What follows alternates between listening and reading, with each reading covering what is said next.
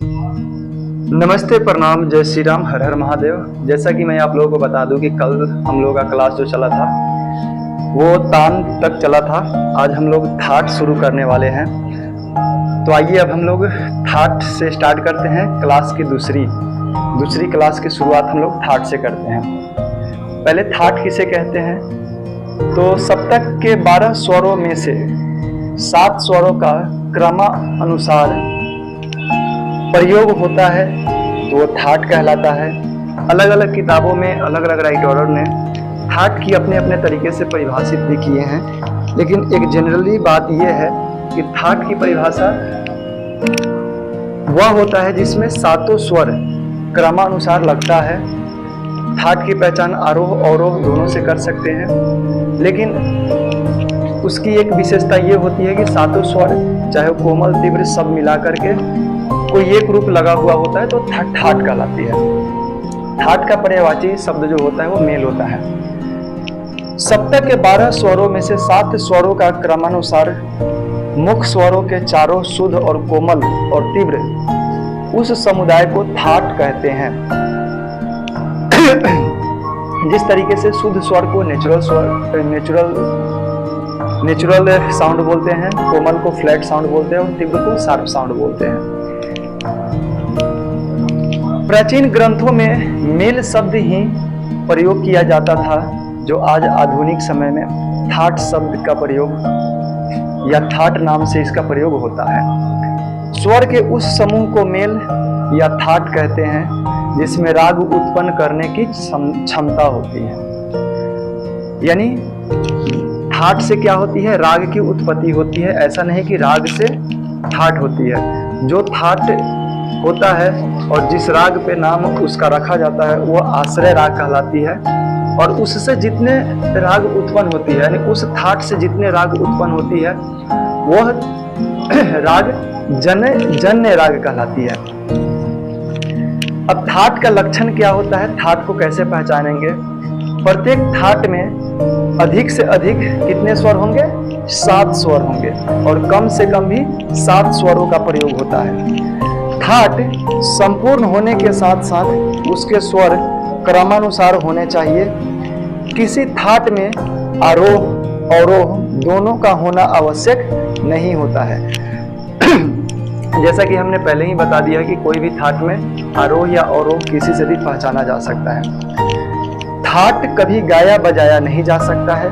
जैसे राग हम लोग गाते हैं वैसे थाट को कभी गाया बजाया नहीं जाता है। थाट में राग उत्पन्न करने की क्षमता होती है। हिंदुस्तानी संगीत में 10 थाट माने गए हैं, तो आप लोग कमेंट में कीजिएगा ये 10 थाट कौन कौन सा है। पहला हम बता देते हैं: बिलावल, कल्याण, खमाज, असावरी, काफी, भैरवी, भैरव, मारवा, पूर्वी, तोरी। ये 10 थाट हमारे आधुनिक भारत में उत्तर भारतीय संगीत में प्रयोग होते हैं। ऐसे तो दक्षिण भारत की थाट यानी मेल की बात करें तो वहाँ पे 19 थाट का प्रयोग होता है, जो वेंकटमुखी के द्वारा लिखा गया चतुर्दंड प्रकाशिका में है। 72 थाट मेल दर्शाए थे, लेकिन प्रयोग में 19 ही थाट लाए थे। अब आते हैं हम लोग राग। राग किसे कहते हैं? तो राग में कम से कम 5 और अधिक से अधिक 7 स्वरों का वह सुंदर रचना जो कानों को अच्छा लगे राग कहलाती है। यानी राग में क्या है? ये थाट से अलग है। थाट में हमेशा 7 स्वर का प्रयोग होगा, लेकिन राग में कम से कम 5 और ज्यादा से ज्यादा 7 स्वरों का प्रयोग होता है, तब वह राग कहलाती है। राग के लक्षण क्या है? तो ऐसे नॉर्मली पढ़ते हैं लक्षण, तो संख्या में हम लोग इसको प्रदर्शित करते हैं, ये दिखाते हैं। लेकिन लक्षण ये होता है, राग के टोटल 10 लक्षण होते हैं।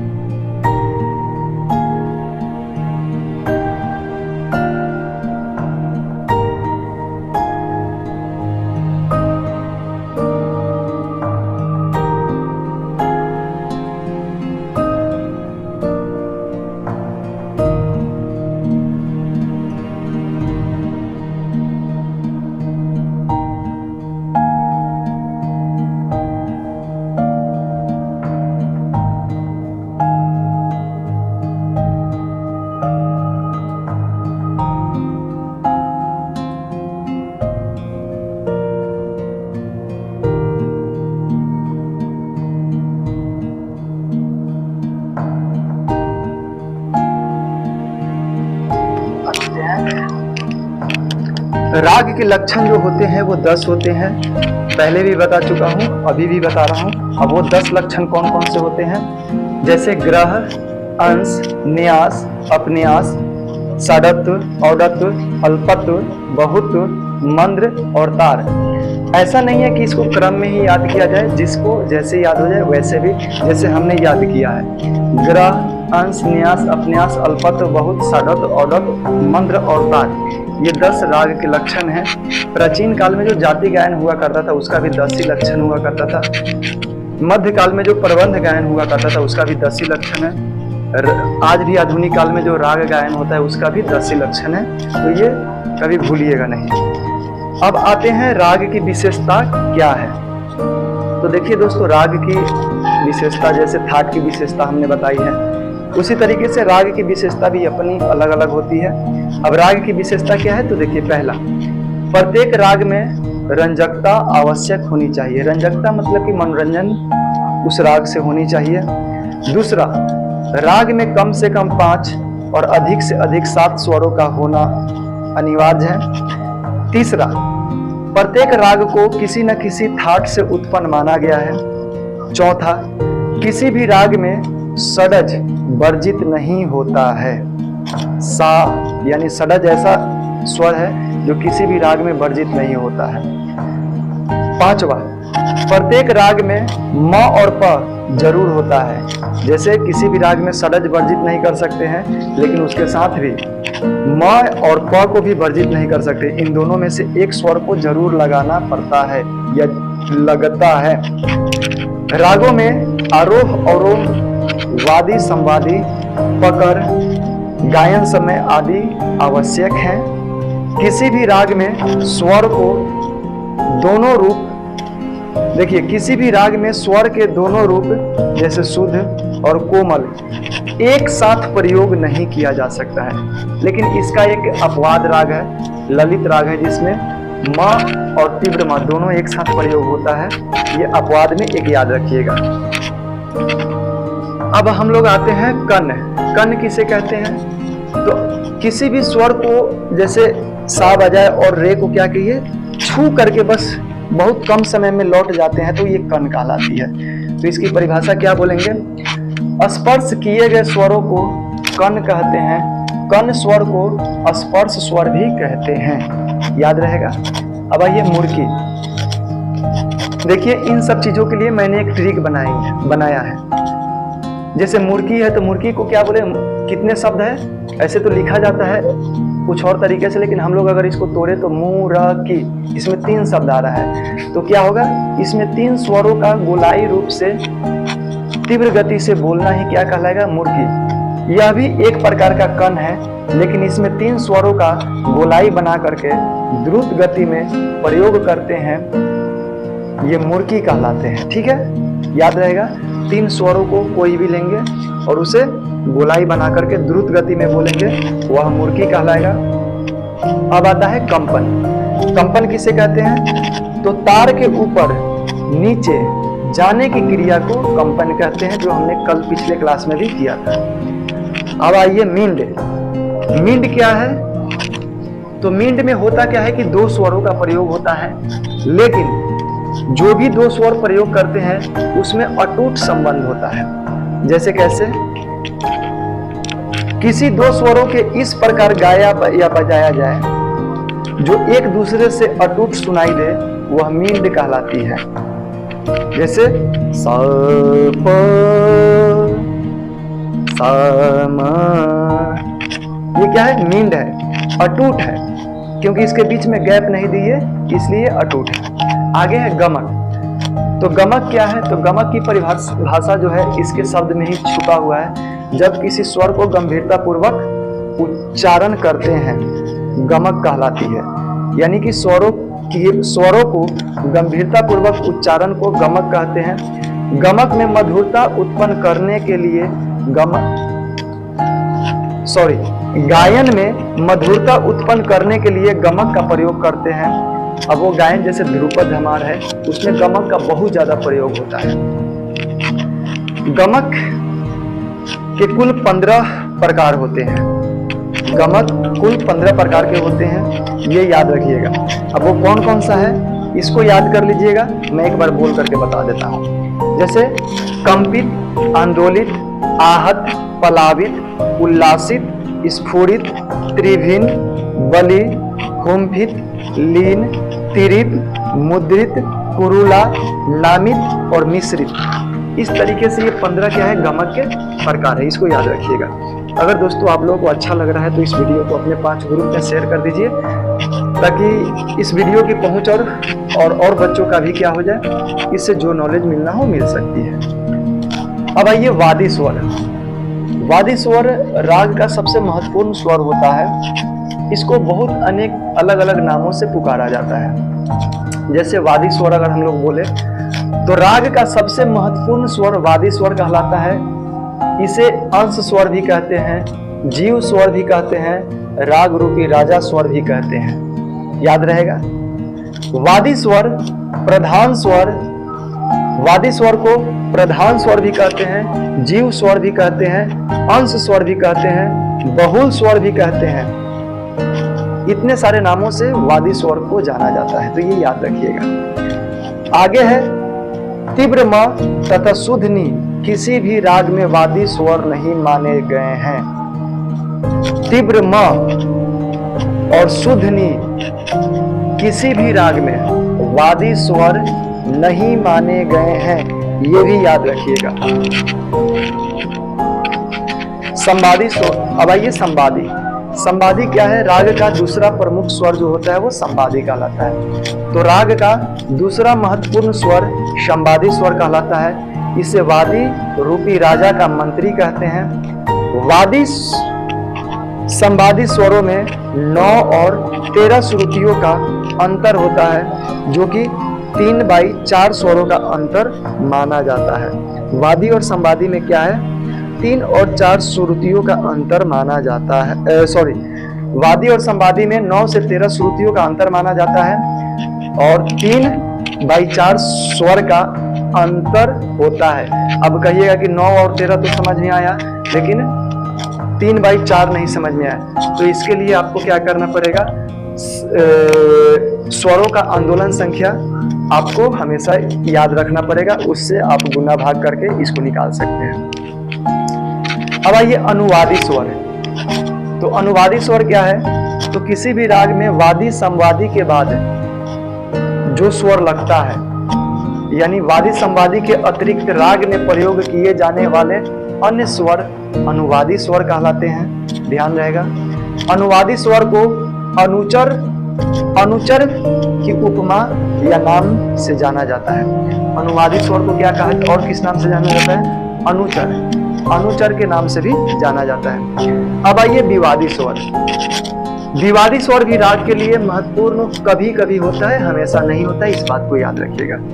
तो किसी भी राग में न प्रयोग किए जाने वाले स्वर को विवादी कहते हैं, लेकिन विवादी स्वरों को राग का शत्रु कहा जाता है, लेकिन कभी कभी राग की रंजकता बढ़ाने के लिए इसका प्रयोग कर लेते हैं।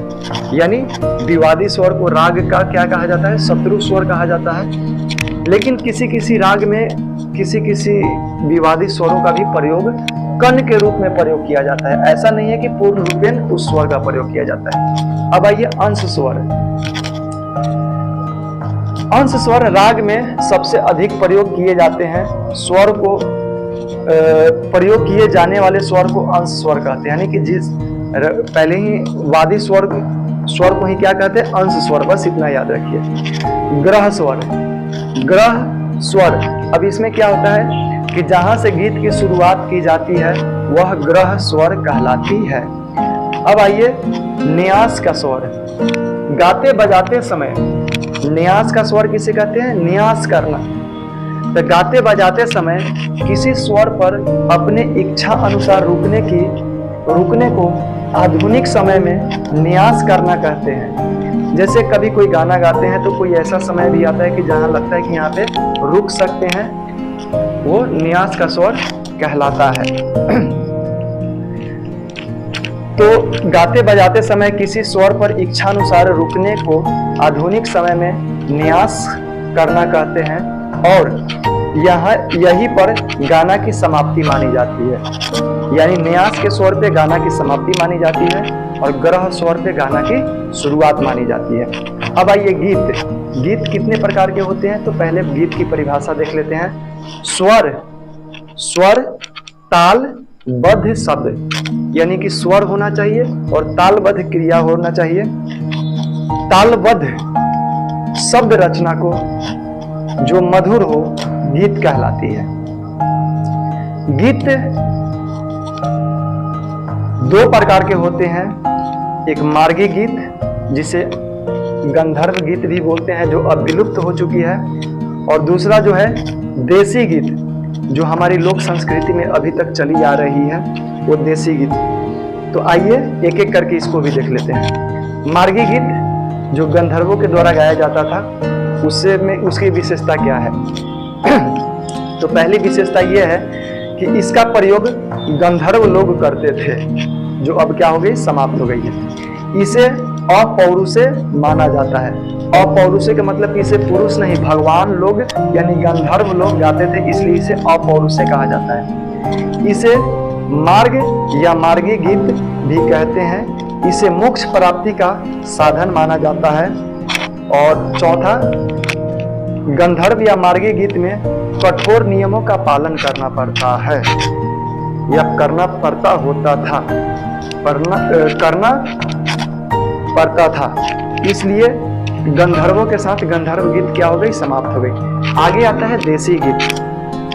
पहला इसकी विशेषता यह है कि जिस गीत का प्रयोग समाज में मनोरंजन हेतु होता है उसे देसी गीत या गान कहते हैं। दूसरी विशेषता, इसके दो भेद होते हैं, निबद्ध और अनिबद्ध। यानी वैसे गाना जो ताल में बंध करके नियम के अनुसार गाते हैं वो निबद्ध गान कहलाता है, और जो ताल में बंध करके नहीं गाते हैं वो अनिबद्ध गान कहलाते हैं। निबद्ध गान में ध्रुपद, धमार, ठुमरी ये सब, और अनिबद्ध गान में आता है आलाप। प्राचीन गीतों के 5 खंड माने जाते थे। जो प्राचीन गीत हुआ करता था गंधर्वों के समय में, उस समय प्राचीन गीतों को 5 खंड माने जाते थे, जैसे उद्ग्राह, ध्रुव, मेलापक, अंतरा और आभोग। ध्रुव, फिर से सुनिए, उद्ग्राह, ध्रुव, मेलापक, अंतरा और आभोग, ये 5 खंड माने जाते थे गीत के। जैसे आज गीत के कितने खंड होते हैं, 2, अस्थाई और अंतरा। अब आइए देसी गीत, जिसे गान भी कहते हैं। देसी गीत के 2 प्रकार होते हैं, एक निबद्ध गान और एक अनिबद्ध गान। निबद्ध गान किसे कहते हैं, तो वैसे गीत जिसको नियम के अनुसार यानी समय ताल में बंध करके गाते हैं वो निबद्ध गान कहलाता है। जैसे ताल में भी बंधा ध्रुपद, धमार, ख्याल, टप्पा, ठुमरी, ये निबद्ध गान कहलाता है। अनिबद्ध गान वैसे गान जिसमें नियम की प्रधानता नहीं होती है, यानी कि ताल से हट करके गाते हैं, वो अनिबद्ध गान कहलाता है। जैसे आलाप, ये अनिबद्ध गान है। आलाप विलंबित में किया जाता है और एक ही स्वर पे अपनी इच्छानुसार हर एक कलाकार अलग अलग तरीके से रुकते हैं, करते हैं। अब देखिए आलाप किसे कहते हैं। अब हम लोग का अगला पॉइंट क्या है, आलाप। आलाप किसे कहते हैं, तो आलाप प्राचीन काल में आलाप के 4 प्रकार माने जाते थे। तो आलाप प्राचीन काल में 4 प्रकार के होते थे, लेकिन जो हम लोग आलाप करते हैं वो हमेशा किसी भी स्वर को लेकर के, राग में लगने वाले स्वर लेकर के विलंबित तरीके से करते हैं, वो आलाप कहलाती है। आलाप के 4 प्रकार होते हैं, जैसे रागा आलाप, एक होता है रूप का आलाप, आल्पित गान और स्व स्थान का नियम। यानी आलाप के कितने नियम, 4, रागा आलाप, रूप का आलाप, आल्पित गान और स्व स्थान का नियम। अब हम लोग एक एक करके इसको भी देखेंगे। पहला आता है रागा आलाप, यानी राग आलाप, यानी इस नाम से भी थोड़ा बहुत स्पष्ट होना चाहिए। तो इसमें राग के स्वरों का विस्तार तथा राग के 10 लक्षणों का पालन भी होता है। राग आलाप में क्या है, तो किसी भी राग में लगने वाले स्वरों का विस्तार और राग के 10 लक्षणों का पालन करते हुए जो आलाप करते हैं वो रागालाप कहलाता है। इसमें गायक को आलाप के पूर्व उस राग की व्याख्या करनी पड़ती है। रागालाप में क्या होता है, किसी भी गायक को जो भी राग गाता है तो उस राग को गाने से पहले व्याख्या करनी पड़ती है।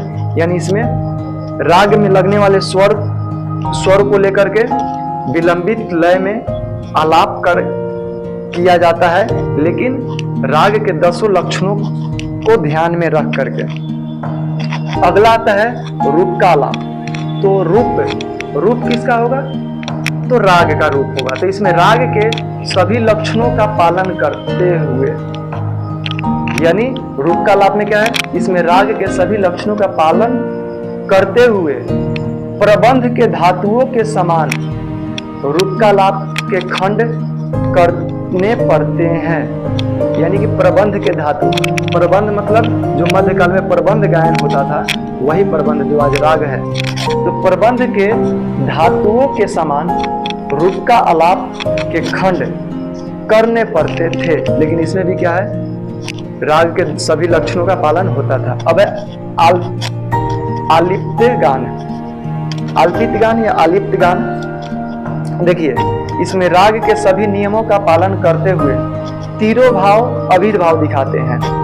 अल्पित गान में क्या करते हैं, राग के सभी लक्षणों का पालन करते हुए तीरों भाव और अभिर्भाव दिखाते हैं। तीरों भाव अभिर्भाव क्या होता है, तो जब कोई राग गाते हैं तो उसमें दूसरी राग की छाया आती है या फिर दूसरे राग में चले जाते हैं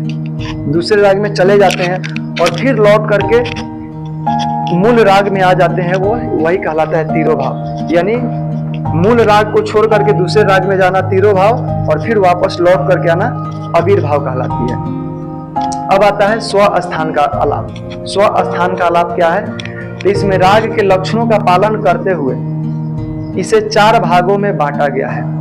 राग के लक्षणों का पालन करते हुए, राग के लक्षण का तो पालन करेंगे और इसे 4 भागों में बांटा गया है। चारों स्वस्थान आलाप का प्रयोग एक दूसरे के बाद होता है। चारों स्वस्थान का जो प्रयोग है एक दूसरे के बाद होता है।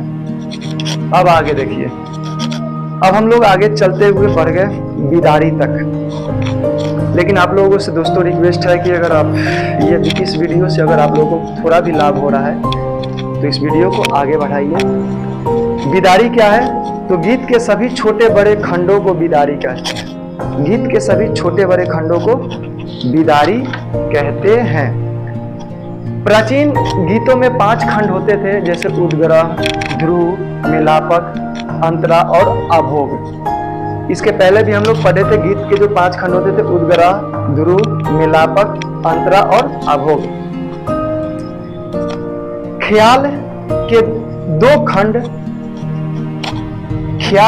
खंड अस्थाई और अंतरा। जैसे हम लोग ख्याल गाते हैं उसके 2 खंड होते हैं, एक अस्थाई होता है और एक क्या होता है, अंतरा होता है। ध्रुपद के 4 खंड होता है।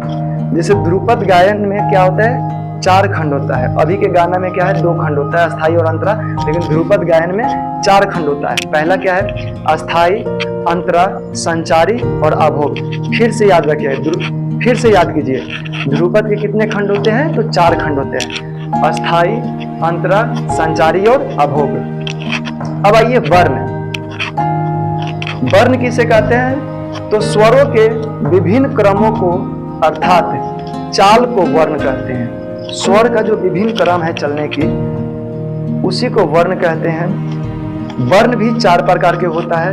दोस्तों यहाँ ध्यान रखिएगा कि गीत का जो ध्रुपद का जो खंड था, अस्थाई, अंतरा, संचारी, अभोग, वर्ण का उससे थोड़ा सा अलग होता है। इसमें होता है अस्थाई, आरोह, अवरोह और संचारी। क्या होता है, वर्ण में होता है अस्थाई, वर्ण में होता है अस्थाई, आरोह, अवरोह और संचारी। अस्थाई, आरोह, अवरोह और संचारी। लेकिन ध्रुपद में के खंड जो होते हैं अस्थाई, अंतरा, संचारी और अभोग होते हैं। अब हम लोग चलते हुए आ गए हैं अलंकार पर। तो अलंकार जो भी संगीत की प्रारंभिक शिक्षा से शुरू करता है तो उसे अलंकार से ही शुरू कराया जाता है। तो नियमानुसार स्वरों की चलन को अलंकार कहते हैं, इसे पलटा भी कहते हैं। अलंकार को और किस नाम से जाना जाता है? पलटा के नाम से भी जाना जाता है। अब आगे आता है पकड़। वह छोटा से छोटा स्वर समुदाय जिससे किसी एक राग का बोध हो वह पकड़ कहलाती है। पकड़ क्या है? तो उस राग का वह छोटा से छोटा स्वर समूह जिससे उस राग की पहचान की जाती है पकड़ कहलाती है। आगे है जाति।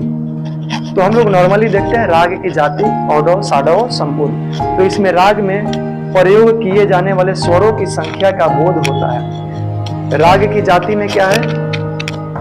तो किसी भी राग में लगने वाले स्वरों की संख्या से उसकी जाति का पता होता है। अगर किसी राग में 5 स्वर लग रहे हैं तो औडव जाति का है, अगर 6 लग रहा है तो साडव जाति का है, और कोई किसी में 7 लग रहा है तो संपूर्ण जाति का है। इस मुख्य जातियों से राग के मुख्य 3 जाति औडव, साडव और संपूर्ण से टोटल 9 जातियों का निर्माण होता है। अब ये कैसे है? जैसे औडव, औडव, औडव, साडव, औडव, संपूर्ण। अब साडव, औडव, साडव, साडव, साडव, संपूर्ण, फिर संपूर्ण, औडव, संपूर्ण, साडव, संपूर्ण, क्या होगा? संपूर्ण हो जाएगा। इस तरीके से टोटल ये 9 जाति राग की मानी होती है। अब आते हैं वर्ज्य स्वर।